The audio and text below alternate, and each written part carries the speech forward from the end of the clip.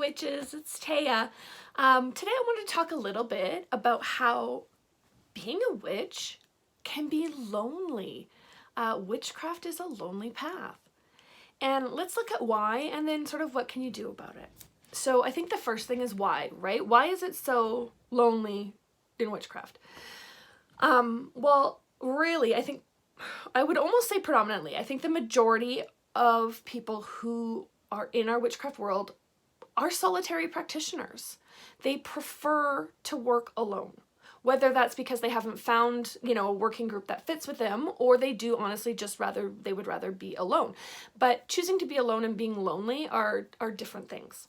So then you're like, well, why not just join a coven, right? Like, oh, if working by yourself is so hard. Well, finding a coven is a very delicate balance of finding the right group with the right beliefs at the right time. The right group as in, do you fit with these people? Are these people that you want to grow and develop with spiritually over time? That's a hard fit to find. Do they have the right beliefs? I know in my local area, there's quite a few covens. They're all Wiccan. I'm not Wiccan. The beliefs don't match. And is it the right time? Are they even accepting new members or looking for new people at this point in time, right? A lot of groups sort of are at their working capacity and they're happy where they're at and they're not really looking for new people. So again, finding a coven, not always the answer and not always easily, more easily said than done. And of course, then there's online groups. And lots of people are part of online groups, but they can be lonely as well because it's just not the same as working in person. It's great when you're, say, doing a ritual or working together and it's like everything's jiving and then it's done and the computer turns off and you're sitting in a room alone. And so you miss out on that hanging out before and after the ritual and, sharing rides and sort of that debriefing where you're like, oh my God, that was so much fun tonight, da, da, da, da. And you build that community. You miss that community building piece, right? So you have some great people to work with maybe, but you sort of start to miss out on that community building. So for many, right, you've got these things going on. And then at the end of the day, witchcraft itself can just be isolating. Right? If you're in the broom closet, you're walking around with a big old secret in your back pocket, right? And that's isolating. That sets you apart from other people. And maybe you're out about it. Maybe you're quite comfortable out in the world. I'm quite comfortable out in the world being a pagan, being a witch. That's fine with me. But it's still isolating in that I've always got to be vigilant, right? I've got to assess each situation for sort of the receptivity. How are people going to take it if I'm honest and truthful about myself? And even though I typically, regardless of situation, will tend to go with the let's just be authentic and be myself and be out there, I'm always having to sort of assess and be a little vigilant because, again, I don't want to get all like, oh my gosh, authentic self, and people just slap back at you, right? So even though I'm trying to gauge it, how are they going to take this? How's it going to go? And I think finally the other thing that makes it sort of lonely being a witch is that we tend to be more spiritually aware. And we see the bigger picture. We're able to sort of let the little things go and see the destiny around us. We're more in tune with like nature and its energies, all that kind of stuff. And that again sets us apart from other people, from our peers. So I'll give you an example. I went on sort of like a nature walk, a nature hike. And I'm there appreciating the fluttering of the butterflies and the bird song. And I'm like, oh, this is amazing. I'm communing with nature. Well, the people I'm with are complaining about their sore feet and planning out the next snack break. Nobody's doing anything wrong, but our takes on the situation, our reaction in that situation is very different. And it was a little bit isolating, right? Because I'm like, oh, nobody's on the same page as me here. So, and again, that's another illustration that loneliness doesn't mean alone, right? You can be with other people, but loneliness means you're set apart from others and you feel disconnected from, other community. And I think that's how witchcraft can be.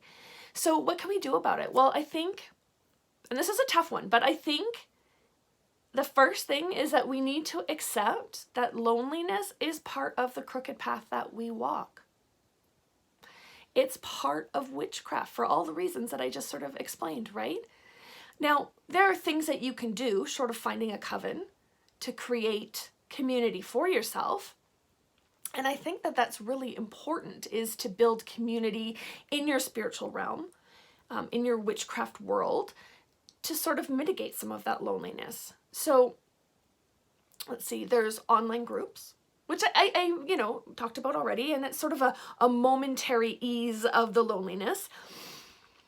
But I think in any endeavor, if you approach it not just with the, okay, we'll kind of be a part of this group, but the idea of participating and making new connections, and hopefully bringing those one-on-one, either online or maybe even ultimately offline, making a new friend. That's kind of, I think you need to sort of keep that tack in mind. They're like, again, say you're on Facebook, there's a ton of groups. I know here in Edmonton, we have like 3, 4, maybe even 5 Edmonton pagan or witchcraft type of groups. We have like the Alberta Witches Association, which is sort of my larger area. There's Canadian groups. To me, those are a little far reaching. I'm not part of those, but you can find groups for all different areas, and you can find different groups for different interests, right? You can find Wiccan groups, you can find traditional groups, you can find, I've recently connected with a group of people out of Louisville, Kentucky. So you can find, but they have the same trad path that I've been following, right? So again, they might not be here local, but now I've started building community with people online that way. The other thing, of course, is attending local pagan events. Not everybody has them, but often in the nearest city, there will be something. You might have to travel a little. But again, if you attend those events, not just to attend them, but with that eye of like, let's meet people, let's start to get involved, let's participate. And I think you have to put yourself out there if you want to sort of mitigate that loneliness a little bit. It's really about participating in communities and starting to build connections and ultimately friendships. And I know there's some people out there going, well, I don't have any of that. Nice to be you, but I don't have, there's no online pagan groups. There's no online events. Well, then I'm going to say, you know what? If it's important to you, start one. What's the worst that can happen? You start your local Timbuktu pagans group on Facebook and nobody joins? You haven't lost anything, right? But maybe, just maybe, somebody might join. There might be somebody else who maybe isn't quite in your town, but lives rurally just a little ways away, who's like, oh, hey, ding, ding, ding, that's me. It's worth putting yourself out there. It's worth trying, right? And my final, suggestion to sort of mitigate the loneliness is to share with your friends and family. Even if you're maybe not entirely out of the broom closet. I did do a video not that long ago about kind of coming out of the broom closet and how you can sort of do that. And I know it's not for everybody, but maybe consider being out even with just your immediate family and your best friends. You never know where that will take you. One of the best things was, like, in my family, I've never been secretive about what I do, about my like witchiness, if you will, but I've never named it as witchcraft. And I remember once I was talking to my mom and I was like, you know what? I just need to cut the cord here. And I just said to her, I've been doing that witchcraft thing since I was like 19. And she was like, okay. Now, she wasn't entirely surprised because she knows what I'm like. And she's been to my house and I'm sure she's seen my altars. But at the same time, I'd never named it as witchcraft. And that was so freeing. And it's funny. Now she'll call me and be like, so what's new in your witchcraft stuff, honey? Like, she's excited because she loves learning about new things and new experiences and opportunities, right? And just that, all of a sudden I don't feel so lonely, right? Again, share with your friends. If you've got a good group of friends, share with them. Hey, maybe, best case scenario, they might be a little bit interested in what you're doing and want to learn a little bit along with you. Worst case scenario, they're not that interested, but they'll put up with it because they love you. Right? And either way, now you can be yourself and you have a safe space where you're not having to be on guard and feeling that kind of set apart and lonely, because when you're out for them on that hike and you're like, oh my God, guys, can you hear the birds? They're not like, what? They're like, aw, you're such a nut girl. And they love you just because you are you. So those are just a few suggestions to sort of ease the loneliness of this crooked path that we walk. I hope that helped. If you have any other ideas or suggestions on how to sort of mitigate that loneliness of witchcraft, pop it in the comments below. I'm always open to more suggestions. I know there's probably a ton more. This is just what I could kind of brainstorm in the short term.